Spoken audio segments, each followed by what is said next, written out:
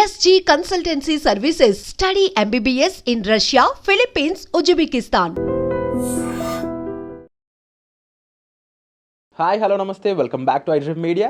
ఈరోజు మనతో ఉన్నారు social activist and spiritual speaker అయిన లక్కరాజు నిర్మలా గారు. అయితే మదర్స్ డే రోజున అమ్మని బాగా చూసుకుంటాం, లవర్స్ డే రోజున ప్రియురాలను బాగా చూసుకుంటాం. కానీ అదే ఆడపిల్ల మన ఇంట్లో పుడితే ఏం చేస్తుంటాం? ఒక భారంగా చూస్తుంటాం. ఎందుకు ఇలా జరుగుతుంది? అసలు దీని మీద ఒక అనాలిసిస్ అనేది తీసుకుందాం. నమస్కారం అమ్మా.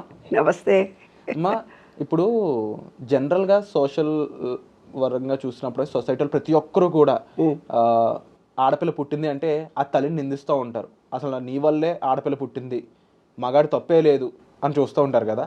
నిజానికి సైంటిఫికల్గా సోషల్గా దీన్ని కాస్త వివరిస్తారా, ఏం జరుగుతుంది అనేది? ఎస్, ఏంటంటే అసలు యాక్చువల్గా శాస్త్రీయ పరంగా జెనెటిక్ పరంగా ఆధ్యాత్మికంగా ఫస్ట్ అసలు స్త్రీ అంటే ఏంది, పురుషుడు అంటే ఏందో ముందు తెలుసుకోవాలి. ఇదే ప్రశ్న స్త్రీ అడిగింటే నేను డిఫరెంట్గా చెప్పుండేదాన్ని. నాకు ఇలా అబ్బాయిలు అడగడం చాలా ఇష్టం. ఎందుకంటే అసలు అబ్బాయిలు అడిగినప్పుడు అది నిజంగా నీ హృదయ సమర్పణతో అడుగుతున్నావు. స్త్రీలు అడిగినప్పుడు తమకేదో న్యూనతాభావంతో ఉంది కాబట్టి పురుషుడికి స్త్రీకి ఏం తేడా ఉందని అడుగుతుంది అన్న ఫీలింగ్ పబ్లిక్లో కలుగుతుంది. ఎందుకంటే ఒక మేల్ అంటే ఒక అభిప్రాయం ఉంది సమాజంలో, ఒక స్త్రీ అంటే ఒక అభిప్రాయం ఏర్పడిపోయింది. కాబట్టి స్త్రీల ప్రశ్నలు అడిగినప్పుడు ఎన్నో రకాలైనటువంటి అనుమానాలు వస్తాయి. కానీ నువ్వు అడగడం మాత్రం రియల్లీ గ్రేట్. నువ్వు చక్కటి ప్రశ్న అడిగావు, దాని గురించి వివరిస్తాను చూడు.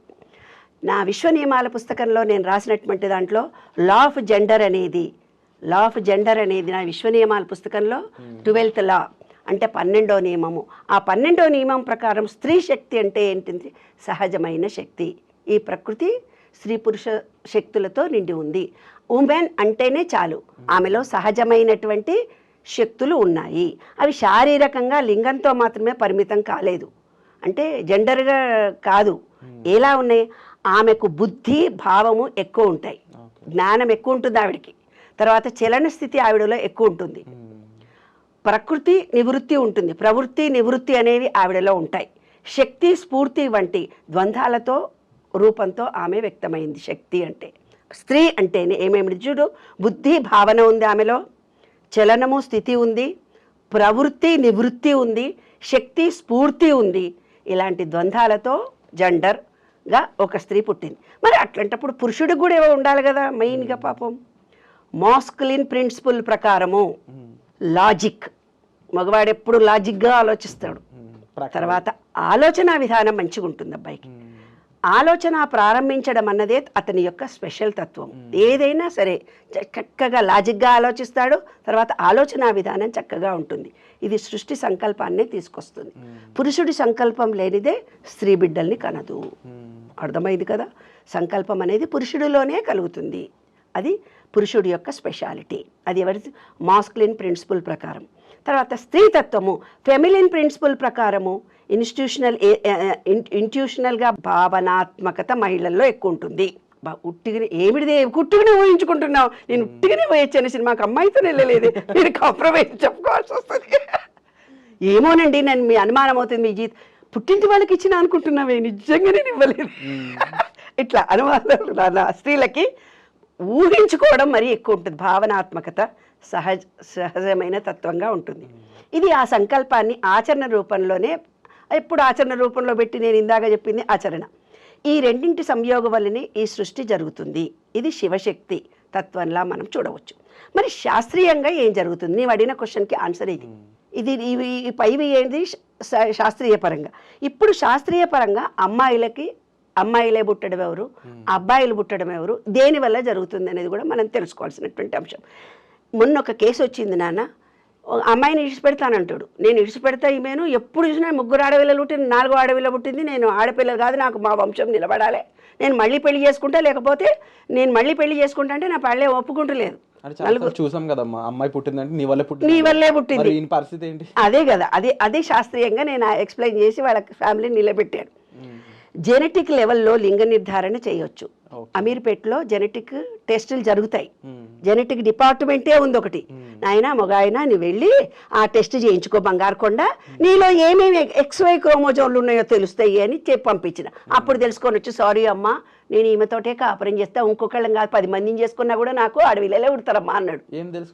అదే మానవ శరీరంలో పురుషుడిలో XY క్రోమోజోమ్స్ ఉంటాయి. పురుషుడిలో మస్తు మానవ శరీరంలో ఏముంటాయి, XY క్రోమోజోములు ఉంటాయి. మానవ శరీరంలో XY, పురుషుడు XY, స్త్రీ XX క్రోమోజోముల ఆధారంగా నిర్మించబడి ఉంది. మానవ శరీరం అంతా XY XX క్రోమోజోములతోటే పురుషుడు స్త్రీ నిర్మించబడి ఉన్నటువంటి మానవ శరీరం ఇది. కానీ మన శరీరంలో సెక్స్ హార్మోన్స్ రెండు ఒకే చోట ఉన్న వాటి అనుప్రాంతం మాత్రం వ్యక్తిత్వ లక్షణాలు ప్రవర్తనను బట్టి ఏర్పడతాయి. అంటే ఈ సృష్టి మొత్తం కూడా జెండర్తో ఏర్పడింది. అంటే ప్రకృతి అంటే స్త్రీ పురుషుల సంయోగము. అందుకే వాళ్ళు అర్ధనారీశ్వర తత్వాన్ని ఇచ్చారు. ఇటువైపు శివుడు అని, ఇటువైపు పార్వతి అని. శివుడు పార్వతి రెండూ ఉండేది అర్ధనారి. భార్యాభర్తలు ఇద్దరు కొట్లాడితే ఒక పూజారి దగ్గరికి వెళ్ళి ఏ గొడవలు అవుతున్నాయి మాకేం, అర్ధనారీశ్వర తత్వం చదవమా తగ్గిపోతుంది, మీ ఇద్దరు గొడవలు జరిగిపోతాయంట. తుత్తికి మన బుద్ధి మారాలి కానీ అర్ధనారీశ్వర తత్వం చదివేంత మాత్రాన భార్యలు మారుతారా నాన్న. అయితే ఏంది, ఈ మన శరీరంలో సెక్స్ హార్మోన్లు రెండు ఒకచోట ఉన్న వాటి అనుపాతం ఆధారంగా వ్యక్తిత్వం. అయితే ఏమవుతుంది, మెదడులో కూడా left brain, logical masculine, right side imagine feminine అనే రెండు ఉంటాయి. విజ్ఞానము, శిల్పము, సంగీతము ఇవన్నీ కూడా రెండు తత్వాల సమాగం వల్లనే ఏర్పడుతుంది. అంతేంది, విజ్ఞానం కావాలన్నా, శిల్పిగా మారాలన్నా, ఒక సంగీతం నేర్చుకోవాలన్నా ఈ తత్వాలన్నీ ఒక వ్యక్తికి రావాల్సి ఉంటుంది. ఆధునిక తరానికి అన్వయించాలంటే జెండర్ ఐడెంటిటీ ఏంటంటే ఫ్లూయిడిటీగా తెలుస్తుంది. ఐడెంటిటీ లేదా జెండర్ ఫ్లూయిడిటీ, దీనికి మామూలు నియమం ఏమిటంటే ఈ రెండు శక్తులు సమతుల్యం ద్వారా ఒక మనిషి జీవితము సృష్టత, పురుష శక్తి లేదా స్త్రీ శక్తి సమతుల్యత అవసరం. సృష్టి చేసే సామర్థ్యము, లోతైన ఆలోచన. ఇట్లా మాట్లాడితే నీకు ఏం అర్థం కాలేదు, నీకు అర్థమయ్యే సబ్జెక్ట్ నేను చెప్తా. ఏంటిది మగోడు అయిపోయి ఆడదానిలాగా ఏడుస్తున్నావు నువ్వు అంటుంటారా? ఏమే పూర్తిగా ఆడదానివి నువ్వు, ఈ మొగరాయిలాగా బయట తిరుగుతా అంటే మొగరాయిలాగా మాట్లాడుతున్నావు, అంత ధైర్యం నీకు ఎక్కడి నుంచి వచ్చింది అంటాం. అంటే ఏంటంటే స్త్రీ శక్తి, పురుష శక్తి. మనలో పురుషుడికి పురుషతత్వం ఉంటుంది, స్త్రీకి స్త్రీతత్వం ఉంటుంది. కానీ పురుషుడికి స్త్రీతత్వం ఎదుర్కొన్నప్పుడు ఇలా ప్రవర్తిస్తాడు.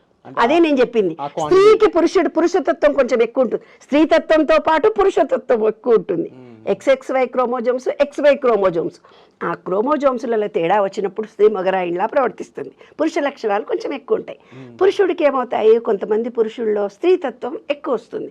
వచ్చేసరికి ఏమవుతుంది, కొంచెం బిడియపడము, భయపడము అలాంటివి జరుగుతాయి అన్నమాట. పురుషుడిలోనే XY క్రోమోజోమ్స్ ఉన్నాయా, XX క్రోమోజోమ్స్ ఉన్నాయా అని టెస్ట్ చేస్తారు. ఆ టెస్ట్ చేస్తే కనుక XY క్రోమోజోమ్లు ఉన్న వాళ్ళకు ఆడపిల్లలు మగపిల్లలు పుట్టేటి, XX క్రోమోజోమ్లు ఉన్నప్పుడు ఆడపిల్లలే పుడతారు. అది జీవిత రహస్యం.